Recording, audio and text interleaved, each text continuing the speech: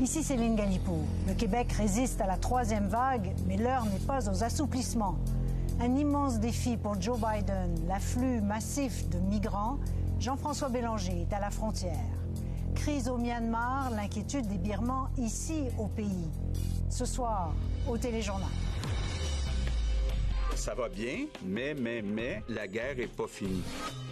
Est-ce que ça s'appellera une vague? Je sais pas. Ça a des conséquences de mettre au rouge, enlever le rouge, mettre au rouge, enlever le rouge. There are hundreds and hundreds of people crossing a day. Estamos aquí por gracia de Dios. Estábamos a punto de morir en un camino mucho riesgo. It's just very, very, extremely dangerous. Pour l'instant, tous mes amis sont en bien sécurité. On ne sait pas l'avenir.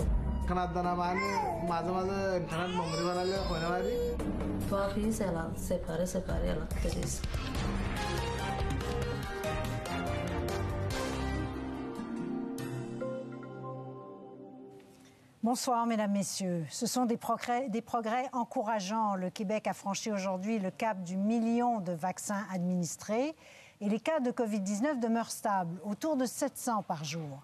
Mais les variants font quand même planer la menace d'une troisième vague, comme on le voit en Ontario.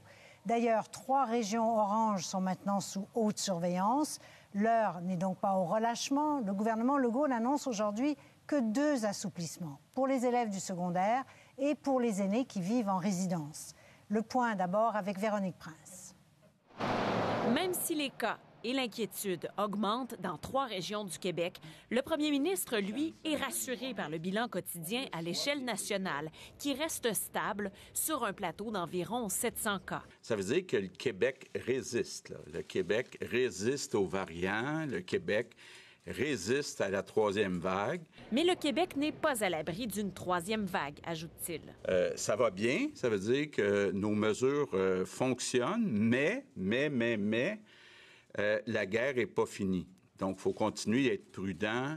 Les prochaines semaines vont être déterminantes. Il appelle à la prudence au Saguenay-Lac-Saint-Jean, où la hausse des cas fait craindre le pire. C'est sûr que là, ça commence à préoccuper de plus en plus les gens. Nous, au CPE, justement, on a peur un petit peu que ça se propage, évidemment. Là. En Outaouais aussi, le maire de Gatineau lance un avertissement. On se rapproche d'une solution parce que les vaccins sont en train d'être donnés. Ça fait que c'est vraiment pas le temps de baisser la garde. La presque totalité des cas, sinon la totalité des cas récents, sont associés à des variants. Le Bas-Saint-Laurent se retrouve également sous surveillance. Mais pour ces 3 régions, pas besoin de revenir au rouge pour l'instant. Une diminution des contacts, du traçage et de la vaccination leur permettront de garder le contrôle. On veut éviter de jouer au yo-yo. Ça a des conséquences de mettre au rouge, enlever le rouge, mettre au rouge, enlever le rouge. Les gens, il y a des restaurants qui sont ouverts, après ça, il faut qu'ils referment. Fait que là, dans le fond, on n'essaie pas de faire ça. Là. La santé publique consent même à des allègements en zone rouge. À partir du 29 mars, les élèves des 3e, 4e et 5e secondaires pourront eux aussi retourner à l'école à temps plein, comme ceux des zones oranges, malgré la montée des variants. Le gouvernement permet aussi à toutes les résidences pour aînés d'ouvrir leur salle à manger, à condition que 75 % de la clientèle soit vaccinée depuis au moins 3 semaines. On n'est pas dans une troisième vague, on est dans un plateau après la deuxième, mais on sait que ça va monter. Je dirais, indépendamment là, de ce qu'on peut faire, c'est pas vrai que le variant va pas monter, puis comme il est plus transmissible, on va avoir plus de cas. La santé publique voit venir la troisième vague, mais elle tente d'amoindrir ses effets avec la vaccination. Le premier ministre lui-même se fera vacciner vendredi, comme tous les Québécois devraient le faire, dit-il, quand leur tour arrive enfin. Ici Véronique Prince, Radio-Canada, Québec. Retrouvons notre chef de bureau à Québec, Sébastien. Le Québec semble bien s'en sortir pour l'instant, mais ça reste fragile, d'où cette prudence du gouvernement? Oui, rappelez-vous, le but des mesures sanitaires depuis le début de la pandémie, c'est quoi? C'est de protéger le réseau de la santé et c'est de sauver des vies. Actuellement, au Québec, tous les jours, il y a environ 500 personnes qui sont hospitalisées. Il y a en moyenne autour de 5 décès par jour. Donc, on peut présumer que la vaccination fait son effet, c'est-à-dire que les gens les plus vulnérables sont mieux protégés. Ils tombent moins malades, ils sont moins hospitalisés. Évidemment, il y a moins de décès. Alors, ces données-là, ces statistiques-là ressemblent beaucoup à celles de l'été dernier. Rappelez-vous, l'été dernier, on voyait pas mal plus la vie en jaune qu'en orange ou en rouge, ce qui n'est pas le cas actuellement. Il y a une prudence supplémentaire du gouvernement. Pourquoi? Parce qu'on ne fait pas face à la COVID, appelons-la traditionnelle, on fait face à la COVID nouveau variant. Et là, il y a des questions qui se posent. Oui, les nouveaux variants touchent plus les jeunes, mais est-ce que ça va provoquer plus d'hospitalisation? Puis il y a toujours un point d'interrogation. On n'a pas la réponse à cette question-là, mais de toute évidence, sur le tableau de bord, le point d'interrogation n'est peut-être pas en caractère gras, parce que le gouvernement a décidé, et M. Legault l'admet que c'est un risque, là, de rouvrir les classes à temps plein pour les secondaires 3, 4 et 5, notamment dans la grande région de Montréal, là, en zone rouge. Alors, il dit, c'est un risque. Peut-être que ça va faire en sorte que les variants vont plus se promener, mais disons que les bienfaits sont supérieurs aux inconvénients et il est le temps que les enfants, les élèves retournent en classe. Mais en même temps, Sébastien, le gouvernement est réticent à serrer la vis dans certaines régions, là, de les faire passer de orange à rouge. Oui, il y a clairement des régions qui sont sur une tendance rouge. Là. Saguenay-Lac-Saint-Jean, Outaouais, le nombre de cas augmente et par rapport à la population. Alors, ici, ce que je comprends, c'est que le gouvernement pense que ces régions-là sont capables de stopper la progression de la maladie. Le Saguenay-Lac-Saint-Jean l'a déjà fait d'ailleurs plus tôt dans la pandémie. Le Bas-Saint-Laurent l'a fait aussi plus tôt dans la pandémie. La différence ici, c'est la fatigue pandémique. C'est-à-dire que on pense au gouvernement que si on faisait tourner ces régions-là au rouge, il y aurait une démobilisation, un effritement de l'adhésion, du mécontentement, de l'insatisfaction au moment où on a besoin justement de cette adhésion. Donc, on fait le pari, le calcul qu'on les garde en orange, on espère que la situation va s'améliorer. On n'écarte pas la possibilité de les faire tourner au rouge, mais disons que le rouge a ses inconvénients, ses conséquences qui pourraient être néfastes donc pour la lutte en provoquant une perte d'adhésion aux mesures sanitaires. Et bien sûr, on continue de surveiller ce qui va arriver quand même avec ces variants. Merci Sébastien. Bonne soirée. En tout cas, la stratégie de vaccination du Québec sera payante de toute évidence. L'exemple du Royaume-Uni est très rassurant, le pays qui a lui aussi choisi, dès le mois de janvier, de retarder la deuxième dose. Les explications de Normand Grondin.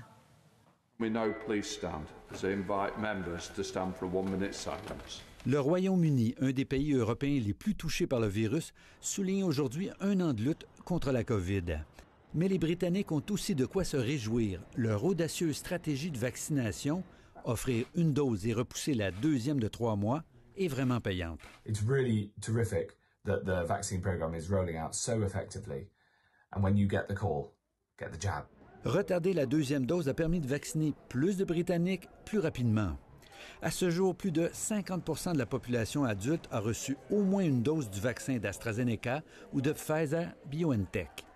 Résultat, alors qu'en janvier, le Royaume-Uni enregistrait en moyenne 60 000 cas de COVID par jour, aujourd'hui, on en dénombre à peine 5 000. Une diminution de 90 % qu'on estime étroitement liée à cette décision. Et oui, la chute du nombre de cas d'hospitalisation, de décès est fulgurante, là, puis se démarque là, par rapport aux autres pays européens. Donc, vraiment, c'est effectivement un succès. Tout ça dans un contexte sanitaire très particulier où 98 % des nouveaux cas de COVID sont causés par un variant. La Grande-Bretagne est aux prises avec le variant britannique. C'est juste ça qu'ils ont, avec un variant beaucoup plus contagieux. Ils voient quand même une diminution du nombre de cas de façon remarquable. En janvier dernier, le Québec a suivi le même chemin que les Britanniques, mais sans les mêmes capacités de vacciner massivement. C'est sûr qu'on a encore vacciné seulement environ 10 % de la population, donc c'est dans un certain nombre de mois qu'on pourrait vraiment voir une différence marquée là, dans l'ensemble de la population.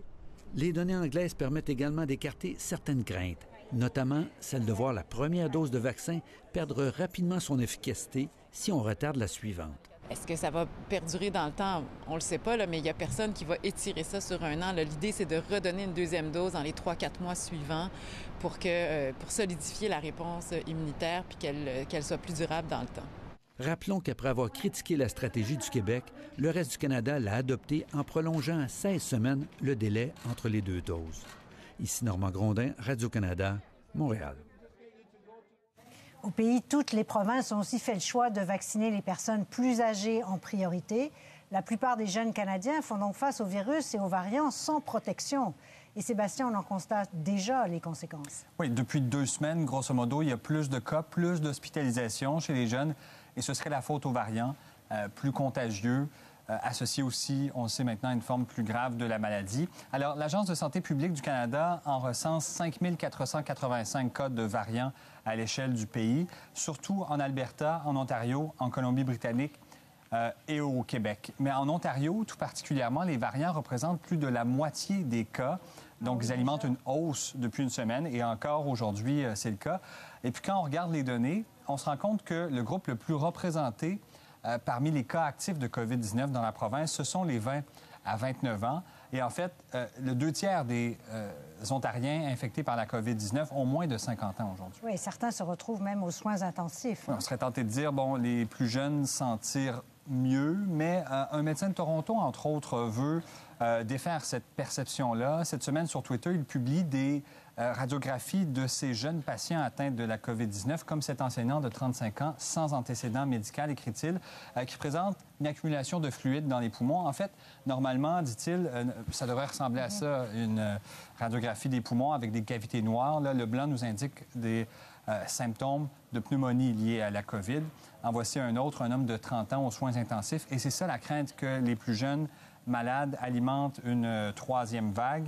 En Ontario, on n'est pas tout à fait au sommet atteint en janvier, là, mais tout de même à 372 patients aux soins intensifs dans la province. Et bien sûr, la crainte de ces variants, ça ralentit le déconfinement. Absolument. Parmi les provinces qui mettent le pied sur le frein, l'Alberta qui, hier, a annoncé qu'elle repoussait la troisième phase du déconfinement qui prévoyait l'ouverture des casinos et puis des cinémas. Aujourd'hui, le Manitoba annonce que la province demeure au code rouge le plus élevé, malgré quelques allègements, entre autres pour les funérailles et les mariages. Et puis la Saskatchewan impose un quasi-confinement à Regina et ses environs, où on a répertorié beaucoup de cas de variants.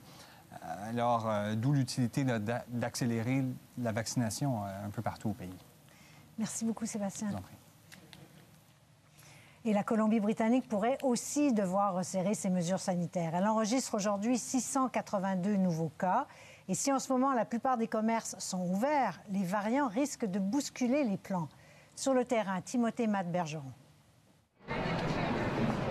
Le printemps est arrivé dans le sud de la Colombie-Britannique et les terrasses se remplissent à Vancouver. Et le 18 mai, on a pu réouvrir avec les mesures de sécurité, bien sûr. La plupart des restaurants de la province ont fermé leurs portes pendant 2 mois seulement, lors de la première vague au printemps 2020. Même si depuis novembre dernier, il faut faire partie du même foyer pour aller manger ensemble, le beau temps fait maintenant sortir les Vancouverois en plus grand nombre. Les gens adorent manger dehors. Et on voit une augmentation des gens qui reviennent nous voir.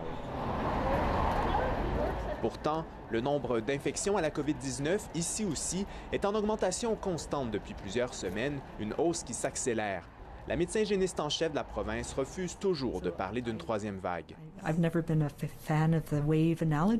Mais elle admet que la transmission du virus est à un niveau élevé qui l'empêche de bien dormir la nuit. Now we're at a high level, a level that keeps me awake at night for sure.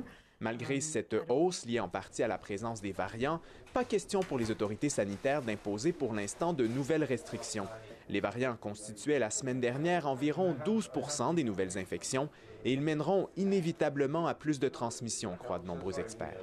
Il faudrait des changements importants, des changements forts pendant plusieurs semaines pour vraiment ramener les cas à des niveaux très bas. Et je pense que la santé publique ne sont pas intéressés à ça. La santé publique qui, comme dans l'est du pays, mise pour l'instant sur la campagne de vaccination. Ici Timothée Matt-Bergeron, Radio-Canada, Vancouver. La pandémie complique les activités de la Ligue nationale de hockey. Le Canadien de Montréal a annoncé aujourd'hui le report de tous ses matchs jusqu'au 29 mars.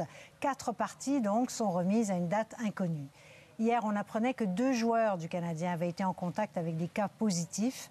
Le tricolore est la première équipe canadienne à devoir reporter des matchs cette saison. Après la pause, un défi de taille pour Joe Biden. Jean-François Bélanger a rencontré des migrants à la frontière mexicaine. Et plus tard, dans les coulisses d'Élections Canada, en mode préélectoral.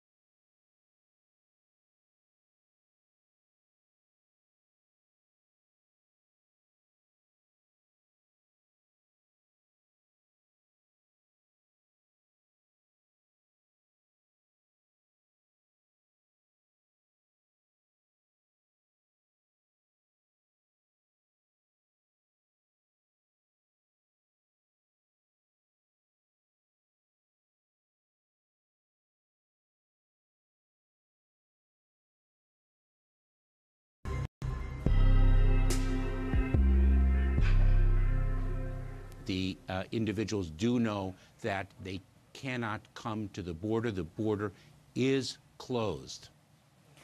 Un message du secrétaire à la Sécurité intérieure qui a bien du mal à être entendu. Depuis quelques semaines, un nombre record de migrants provenant d'Amérique centrale afflue à la frontière entre les États-Unis et le Mexique. En février seulement, plus de 100 000 migrants sont arrivés, dont 9 500 enfants non accompagnés. La fin d'un long et dangereux voyage, motivé bien sûr par l'espoir d'une vie meilleure en sol américain. Jean-François Bélanger est allé à leur rencontre à la frontière mexicaine. Le Rio Grande, un long fleuve tranquille, mythique, qui coule entre deux Amériques. Ultime obstacle sur la route des migrants. C'est donc le théâtre d'un jeu de piste incessant pour les gardes-frontières américains, constamment aux aguets.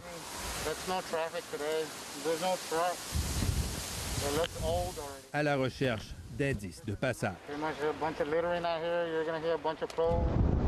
Isidro Rosales est un policier du comté d'Hidalgo, au Texas, appelé en renfort pour patrouiller les berges du Rio Grande.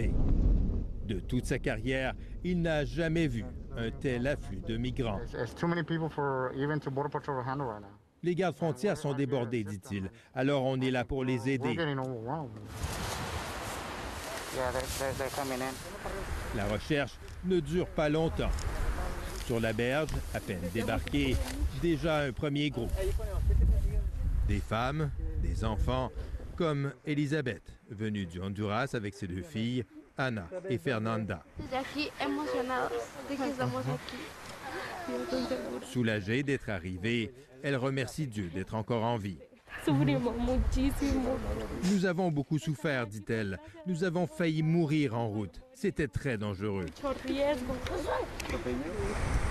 Comme beaucoup de migrants, elle a entendu parler du nouveau président Joe Biden et de son attitude plus conciliante.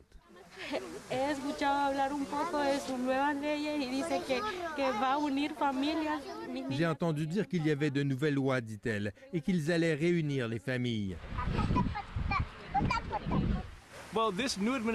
Un changement de politique directement responsable de l'afflux aux frontières, selon ce policier. Des centaines arrivent chaque jour, la crise la plus grave depuis 20 ans. Au milieu de la foule, le policier Joel Contreras remarque une fillette seule. Elle s'appelle Yelenia, elle vient du Guatemala et n'a que 8 ans. Une situation malheureusement loin d'être isolée, car les enfants non accompagnés ne sont pas refoulés. Beaucoup de parents choisissent donc d'envoyer leurs enfants seuls. Une tendance qui inquiète les autorités, une décision incompréhensible pour ce policier.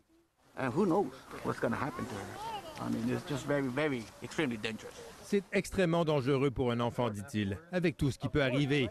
Ces gens viennent tous d'Amérique centrale. Ils ont donc parcouru des milliers de kilomètres, mais leur périple est loin d'être terminé. Assoiffés, exténués, ils doivent encore parcourir des kilomètres à pied pour arriver jusqu'aux gardes-frontières et agents d'immigration chargés de les enregistrer. Et puis viendra l'attente interminable dans des centres d'accueil surpeuplés pour que soit étudié leur dossier. S'ils sont parvenus à mettre le pied dans ce pays dont ils ont tant rêvé, le plus dur, ils le savent, sera de réussir à y rester. Jean-François, on vous retrouve ce soir à McAllen, au Texas. Cet afflux de migrants semble coïncider avec l'arrivée au pouvoir de Joe Biden. Mais en quoi les politiques ont-elles changé depuis son arrivée, concrètement? C'est ça qui est intéressant, Céline, parce que dans les faits, il y a assez peu de choses qui a changé jusqu'à présent, au-delà des discours, alors que Joe Biden essaie de se démarquer de son prédécesseur. Donc, il a parlé de politique plus humaine pour les demandeurs d'asile. Il a parlé aussi de faciliter le processus de réunification des familles. Mais tout ça reste très vague. Il n'y a pas grand-chose de concret, mais peu importe. Tout ça n'est pas resté dans l'oreille, pas tombé dans l'oreille d'un sourd. Le mot s'est passé très rapidement, surtout dans les pays de départ, relayés entre autres par les passeurs. Des pays donc où on souffre beaucoup de pauvreté, on souffre de criminalité, des conséquences aussi d'ouragans. Et donc ça crée une espèce d'appel d'air, ça crée cette vague de migration à laquelle le gouvernement Biden est confronté et qu'il doit gérer actuellement, bien malgré lui. Et vous l'avez dit, hein, la question des mineurs non accompagnés, on a vu cette petite fille dans votre reportage, à quel point ça inquiète. Donc, qu'est-ce qui leur arrive une fois qu'ils ont traversé la frontière?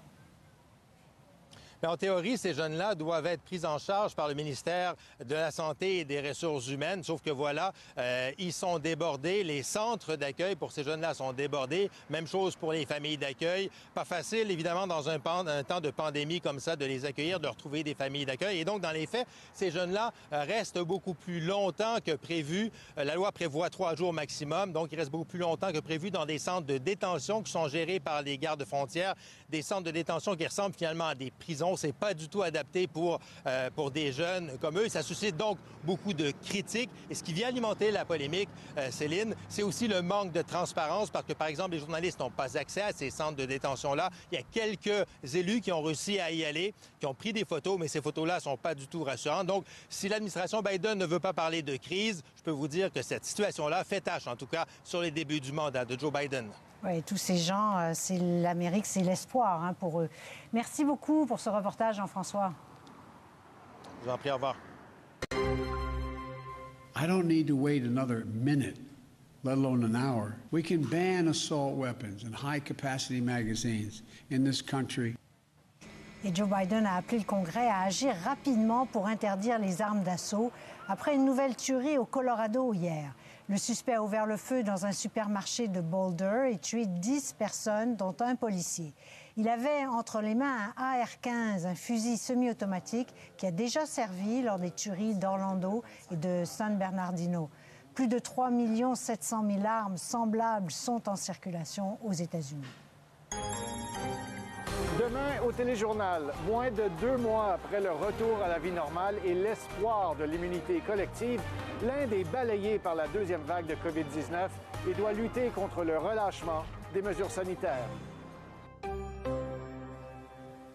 Une rumeur d'élection qui est de plus en plus forte. Après la pause, Élections Canada se prépare activement à un déclenchement hâtif.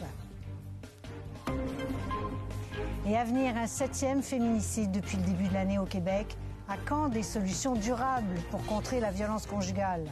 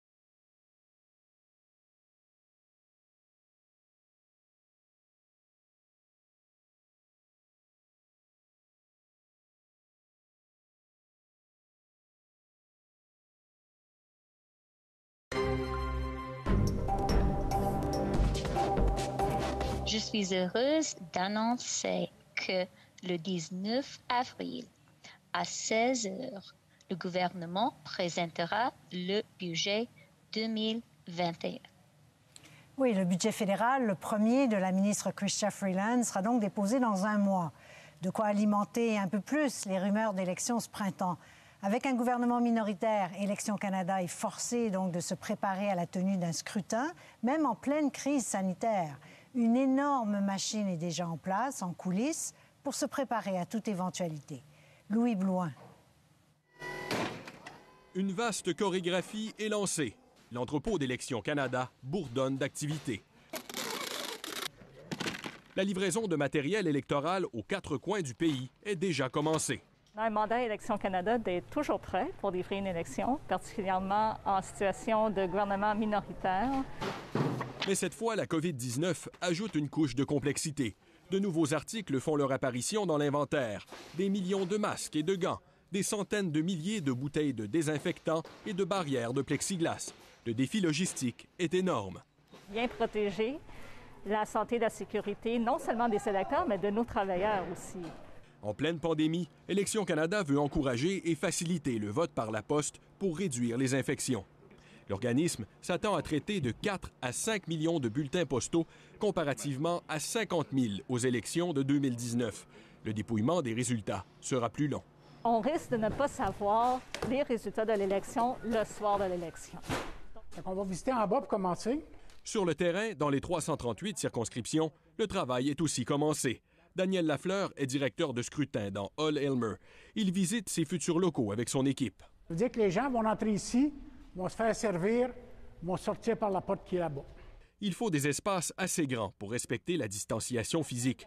Autre casse-tête, trouver suffisamment de personnel d'élection.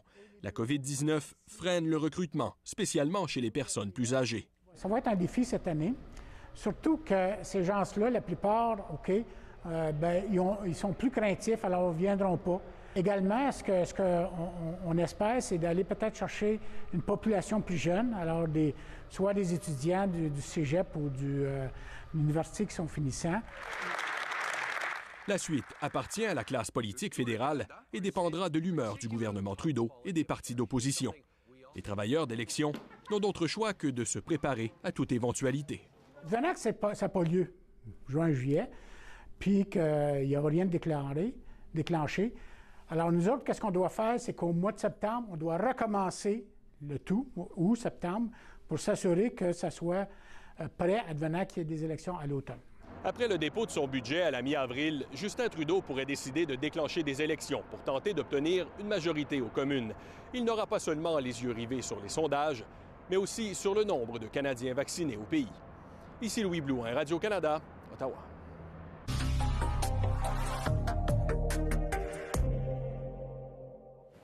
Donc, Gérald, budget dans un mois au Canada? Oui, on a finalement une date, 19 avril 2021. Pour la première fois depuis le 19 mars 2019, on va présenter un budget le 19 avril 2021. Ça fait plus de 2 ans, 25 mois, qu'il n'y a pas de budget annoncé par le gouvernement fédéral parce que l'an passé, on l'avait annulé en raison de la pandémie. On pensait qu'on allait le reporter à plus tard et finalement, le gouvernement fédéral n'a jamais jugé bon présenter un budget en bonne et due forme. Donc, le 19 avril 2021, on va présenter le budget 2021-22.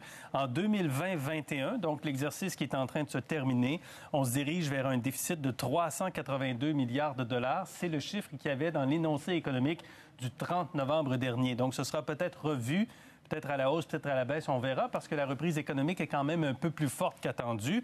Et 2021-22, donc pour l'exercice pour lequel Mme Freeland va présenter son budget, ce qui est prévu pour l'instant, c'est un déficit de 121 milliards, mais ça ne comprend pas le plan de relance de 70 à 100 milliards de dollars qu'elle a évoqué il y a quelques mois. Alors, peut-être que le déficit sera plus important que cela pour 2021-22. Puis demain, budget de l'Ontario, après-demain, budget du Québec. Exactement. Québec, donc, qui pourrait aider financièrement à la construction d'un stade de baseball. Oui, parce que Stephen Bronfman et son groupe d'investisseurs, dont font partie Mitch Garber, Éric Boyko, Alain Bouchard de Couche-Tard notamment, ont exprimé de l'intérêt à demander une aide financière au gouvernement du Québec. C'est écrit dans le document au registre des lobbyistes. Et le gouvernement québécois, M. Legault, a dit aujourd'hui, publiquement en point de presse, qu'il est ouvert à aider financièrement ce projet-là avec son concept de prêt pardonnable, des prêts subventions, c'est-à-dire on prête de l'argent et si on atteint les objectifs, bien, il y a une partie qui devient une subvention, mais c'est un prêt qu'on serait prêt donc à concéder à ce groupe d'investisseurs si les rentrées fiscales dépassent bien sûr les coûts pour l'État. Et M. Legault a parlé aujourd'hui des rentrées fiscales, des impôts, des joueurs multimillionnaires qui pourraient rapporter beaucoup. C'est le début de la conversation, disons-le, mais ça commence du côté du gouvernement du Québec par une ouverture. Oui, ça soulève quand même quelques questions. Bien sûr. De pandémie surtout. Merci Gérald. Au revoir.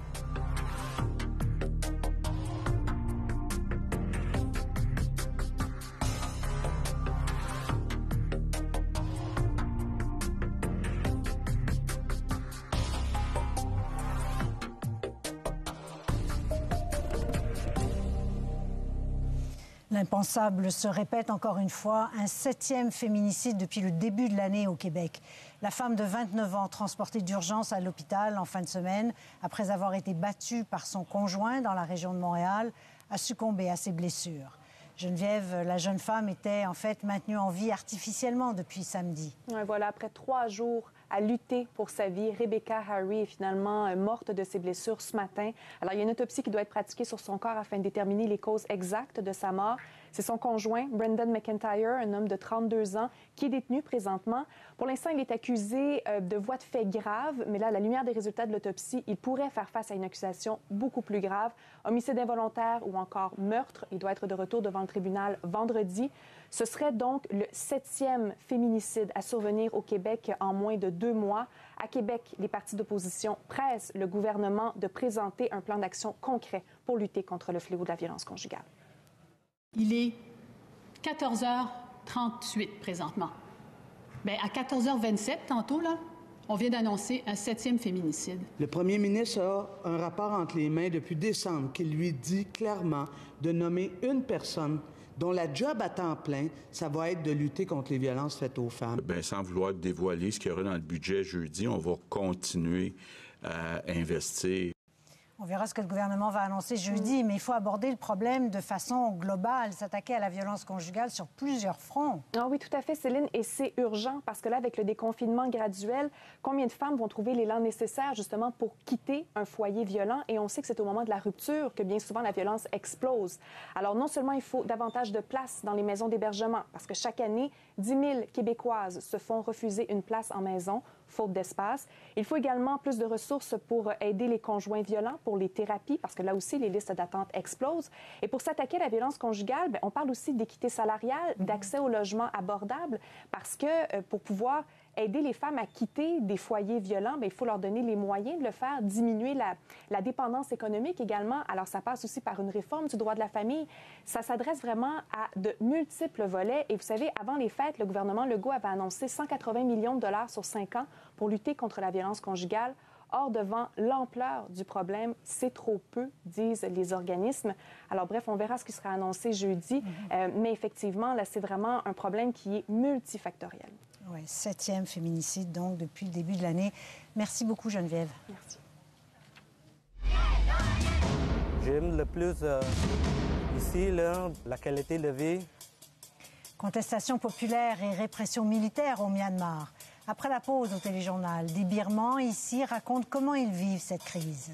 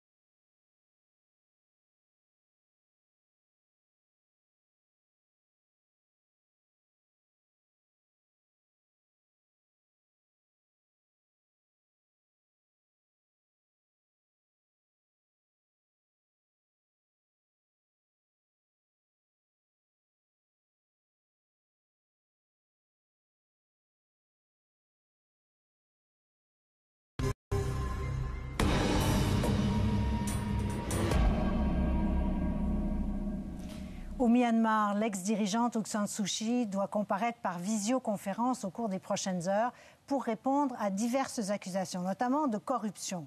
Son gouvernement a été renversé le 1er février lors d'un coup d'État, quelques mois seulement après sa réélection.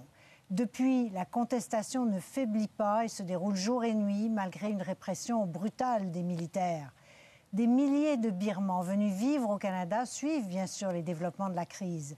Comment est-ce qu'ils réagissent à ce qui se passe là-bas? Quel est leur état d'esprit? Annick Béraud en a rencontré quelques-uns. S'informer comme on peut. Tenter de suivre, de comprendre ce que vivent des sœurs, des frères, des parents à plus de 10 000 kilomètres d'ici, au Myanmar, l'ex-Birmanie. Les yeux rivés tantôt sur des chaînes basées, par exemple, au Bangladesh voisin, tantôt sur le fil des réseaux sociaux. On a beaucoup de difficultés à joindre nos proches, précise Abdul Lamine Fazal Ahmed. L'accès à l'Internet est fortement réduit et l'information très contrôlée depuis le coup d'État du 1er février.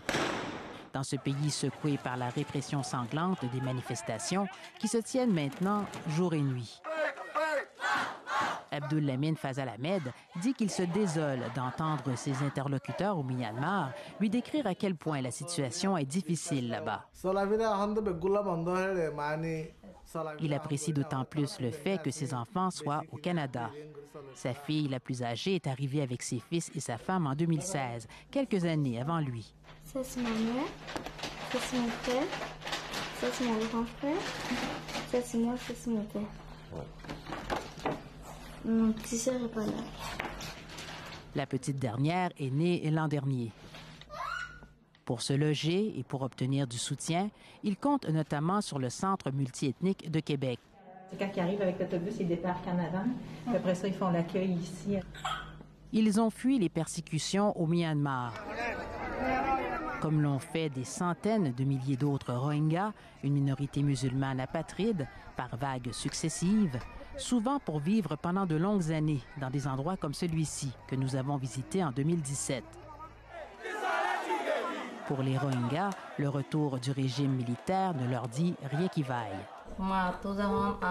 Arefa Begum, l'épouse d'Abdul Lamine, s'inquiète particulièrement pour sa mère, veuve et isolée depuis le départ de ses frères.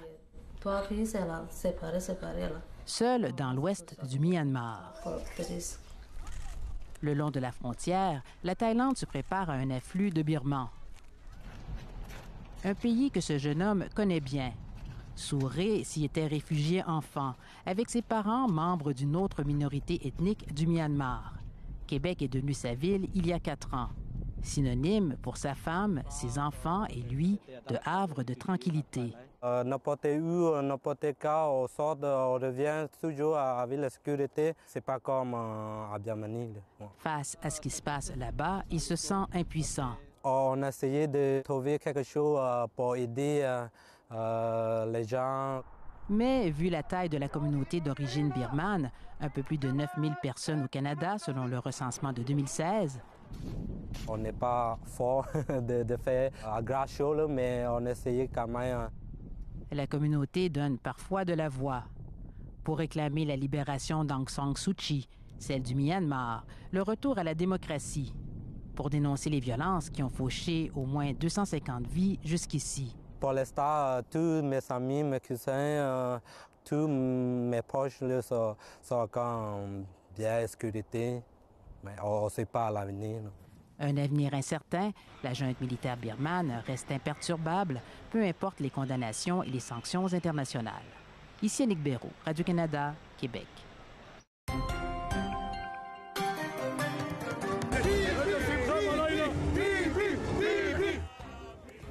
En Israël, les partisans de Benjamin Netanyahou avaient le cœur à la fête ce soir à l'issue des élections législatives, les 4e en 2 ans. Le Premier ministre sortant, récemment accusé de corruption, a revendiqué une immense victoire. Selon les projections, son parti, le Likoud, termine en première position avec une trentaine de sièges sur 120. Benjamin Netanyahou misait sur la campagne de vaccination, qu'on sait très réussie, pour obtenir une majorité. Il devra donc s'allier avec des partis religieux et avec l'extrême droite pour former un gouvernement. Et une nouvelle qui vient de tomber, les autorités sanitaires de Macao et de Hong Kong, 2 territoires autonomes de la Chine, ont tour à tour annoncé qu'elles suspendaient l'utilisation du vaccin de Pfizer-BioNTech. Il s'agirait officiellement d'une mesure préventive à la suite d'un problème avec l'emballage d'un lot de flacons. C'est à suivre alors que les tensions sont très vives entre le régime chinois et les puissances occidentales. À venir, c'est la météo avec Pascal. Les nuages seront de retour demain sur la majeure partie du Québec. On forme une grande famille. Quand on perd le contact avec sa famille, il y a une profonde nostalgie. Et à venir au téléjournal, le milieu culturel franco-ontarien appelé à repenser son approche en raison de la pandémie.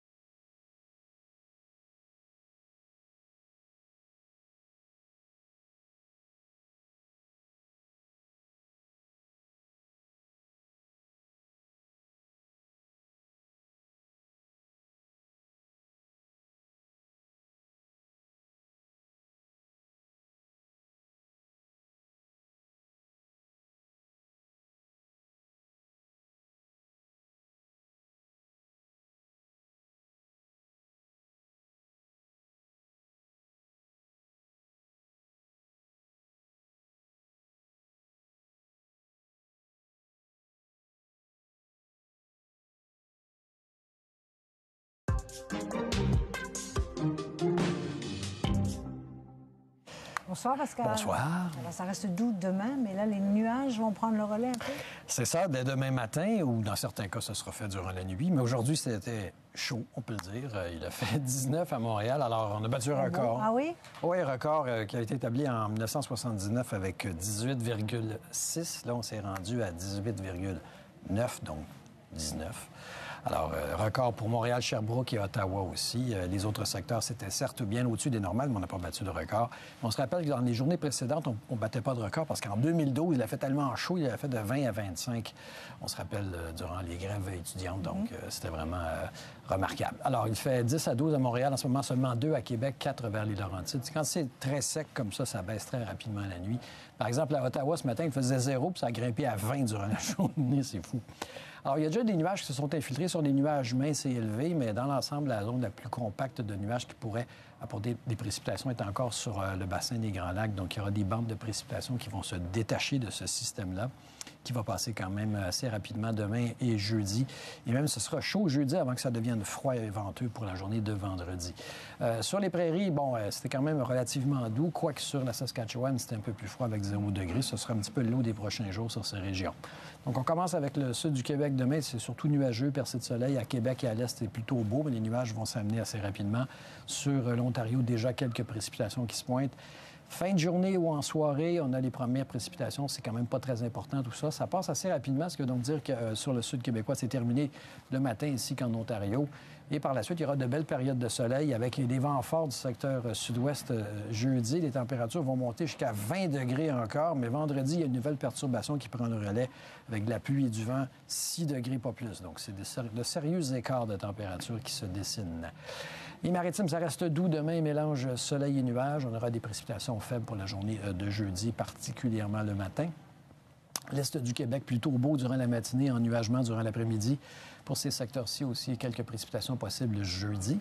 Sur le centre, un peu de soleil le matin, ennuagement. Pas de pluie avant vraiment la soirée ou dans la nuit de mercredi à jeudi, ainsi que jeudi matin. Et les températures sont un petit peu plus hésitantes sur ces régions. Ennuagement très tôt le matin ou déjà nuageux sur le sud du Québec. Montréal, peut-être quelques précipitations en fin de journée ou en début de soirée. Sur l'Outaouais et les Laurentides, ça va commencer un petit peu plus tôt, surtout vers la partie ouest des Laurentides. Et pour la journée de jeudi, je le disais, nuageux le matin et par la suite éclairci, ça va grimper à 20 degrés jeudi. Assez incroyable. Sur les régions plus au nord, faible pluie sur l'Abitibi-Témiscamingue. C'est pas chaud sur Coujouac. On voit quand l'hiver n'est pas terminé sur ces régions. Pas tout à fait, non? Pas tout à fait, avec moins 14. L'air froid n'est jamais très, très loin en mars, dites-vous ça. Sur le sud de l'Ontario, précipitations passagères. Ottawa, ça va commencer en après-midi. Sur Windsor, encore l'été, avec 21 degrés demain à partir de l'après-midi, avec de belles périodes de soleil. Ça se complique sur la région de Hearst avec 15 cm. On se rappelle qu'on a eu des températures au-delà de 15 degrés dans les journées précédentes, de la pluie battante sur Sudbury. Sur les prairies, les températures sont quand même plus basses. On a un petit peu de neige ou de pluie sur la région d'Edmonton. Les deux petits mots sur le nord, c'est plutôt tranquille. Et c'est très froid sur Iqaluit, comme d'habitude. Merci, Pascal. Comment ça va affecter, ça, les salles de spectacle? Est-ce que les billets de spectacle vont être plus dispendieux? Et à venir au téléjournal, des spectacles en temps de pandémie, le milieu culturel franco-ontarien à la recherche de solutions.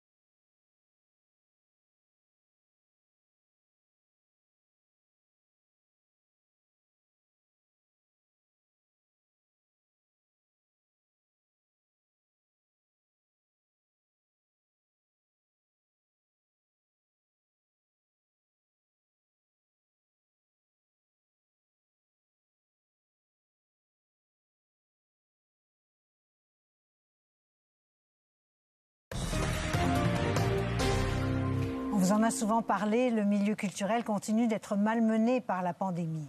Ce soir, pour la suite de notre série sur les communautés francophones, Marie-Hélène Rattel nous parle de la résilience des artistes ontariens qui veulent miser sur les plateformes virtuelles au moins jusqu'à l'an prochain.